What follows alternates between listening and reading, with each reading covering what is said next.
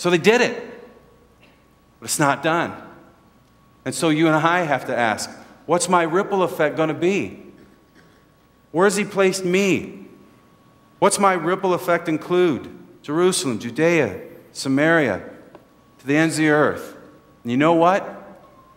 Peter went. We see in Acts 1 through 12. Peter went wherever God sent him. And he writes this letter about 64 AD, and Nero, the emperor of Rome, is starting to torch Christians at parties. And he even created a fire and framed Christians for setting it. And said they did that and used it to build sentiment against Christians. And in the midst of all this, Peter is saying, you know what? Just continue to be the living stone. Continue to connect people to Jesus Christ. And go wherever you go. Do it wherever he places you. And it's interesting, the disciple who tried to be worthy of Christ his whole life always had these sayings when Jesus would say something. He wanted to prove that he was worthy.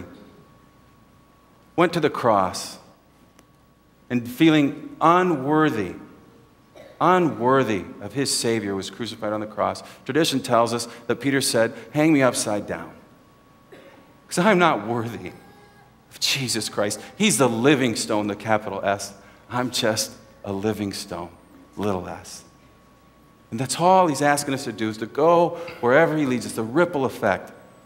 It's based on who we are, living stone, what we do, connecting with him and connecting him with others, and where we go, that ripple effect. And Bill Bright says if we all would just do it, if we all would just be who we're supposed to be and do what we're supposed to do, then it would go where it's supposed to go. Because it's only 2 to the 34th power. 2 times 2 times 2. If I would just tell Brent would just impact the life of another, and they would just impact the life of another. 34. That's all the farther out it has to go. And the whole world will know. Wouldn't it be cool if we were part of that? Wouldn't it be cool if we took Peter and Jesus at their word and said, I'll give my life. I'll be a living stone. I'll do whatever he asks me to do. I'll go wherever he asks me to go. Wouldn't it be cool if we at Blackhawk could say, yeah, we're a part of that. That's what life is about. Don't you think? Am I nuts? In a good way. I love you. My mic wasn't on, I don't think, so we're all right. What do you think?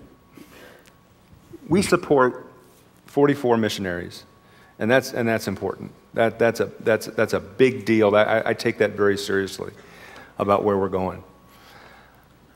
But I'm probably more concerned about the 2,000. And more concerned maybe sounds a little strong for those who really love the 44. I love the 44, but their calling is strong. If there was not a Blackhawk someday, they would still be on the field. But as we look at who we're designed to be as worshipers and the blessings that we've received to become so that we can be a blessing to others, so that we can connect to this world, to me that is the critical part of who we are as a family, as a body of believers. So that's going to be the focus. If I was going to actually put legs on this thing from a very personal standpoint, we're going to create opportunities in the months and years ahead of how we can plug into our Jerusalem, Fort Wayne, how we can be more a part of the ministries of this city as we reach out to those who need to know who he is, as we reach out to our Judea, Indiana, Samaria, the U.S., and to the ends of the earth. There are those in this room, I spoke at a church not too long ago who said, our goal is to send 50 missionaries out in the next 10 years. And they said, well, we think that we can get 25 of them just in sort of the age brackets that we're looking at here.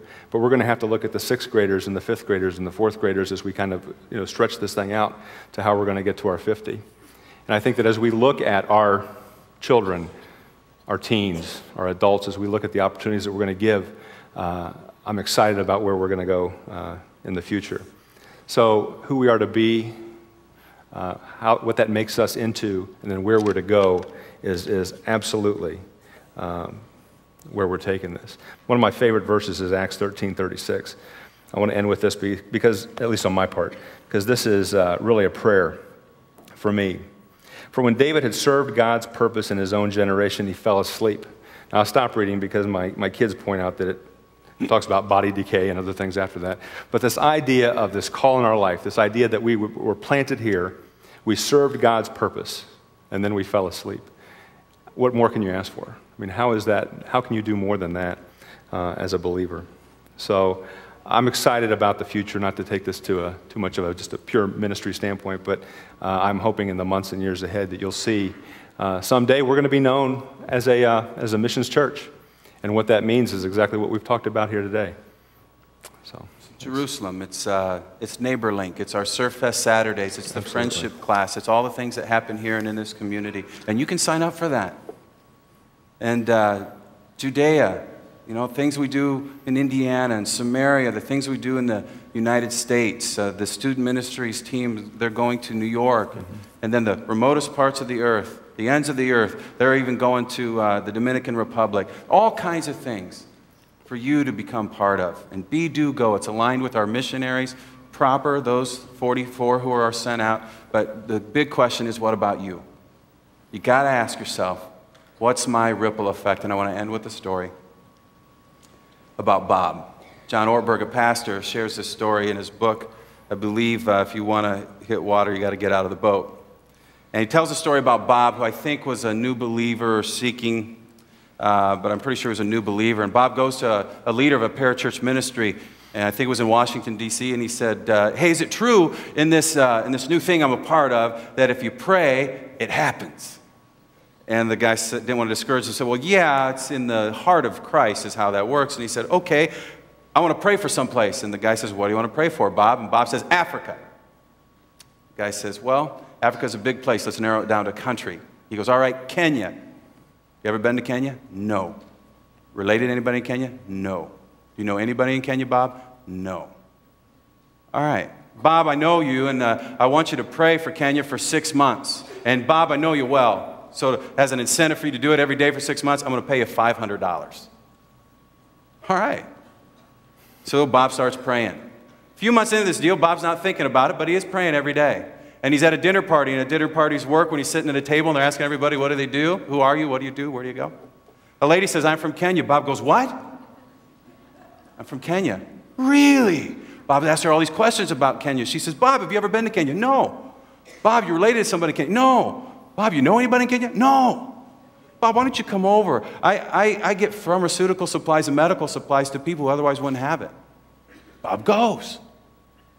While Bob's there, he sees this big need and it's not being met, and he comes back and he writes a letter to pharmaceutical companies and he says, hey, I know you got extra stuff. Why don't you send it to Kenya, this place? They need it bad. Bob gets a phone call. Hello? Is this Bob? Yeah. Bob, guess what? When you went back, did you write a letter or something? He goes, yeah. She said, we got $1 million worth of medical supplies, Bob. And we're going to have a big party in your honor. You want to come over? It's okay. Bob goes back to Kenya. They're having a party in his honor. And guess who comes? The president of Kenya. This is true. The president of Kenya is there. And says, hey, Bob, want to come to the presidential palace? Sure. Bob goes through the presidential palace, and he's showing him around. President's showing him around. And Bob goes, hey, that looks a little funny. What are those guys? Well, those are political prisoners. You ought to let them go, man. And walk through. Bob goes home. Bob's phone rings. When he gets home, picks up the phone and said, is this Bob? Yes. This is United States State Department. Bob, were you recently in Kenya? Yes. Were you in the presidential palace? Yes. Did you speak to the president? Yes. Did you see political prisoners? Yes. Did you tell the president anything about those political prisoners? Yeah, I told him I'll let them go. Bob, we've been working on that for several years, and what you've done in a few minutes, we just want to thank you on behalf of your country. True story. A couple days later, phone rings. Oh, is this Bob? Yeah. This is President of Kenya. I'm redirecting my whole cabinet. I want you to come over and pray with me and help me decide who to pick. All because do go. Bob said, I'm going to be a living stone. I'm going to pray. I'm going to connect with God and try to connect God with others. That's what I'm going to do. Just the way the stone hits those waters. I'm just going to let him determine where my ripple effect is, where it goes from here. And wouldn't it be cool if every one of you here would do what I ask you to do now, to take that stone and let it be a reminder to pray every day, God, who have you designed me to be? What have you designed me to do? I know it's a living stone. I know it's connecting people to you, but you probably got a unique design for me to do that. And God, where do you want me to go? So could you please stand? And I'm going to start that prayer for you. It might be 6 hours, and he might tell you. It might be 6 days, might be 6 months. But he's going to tell you, that's for sure. So let's pray.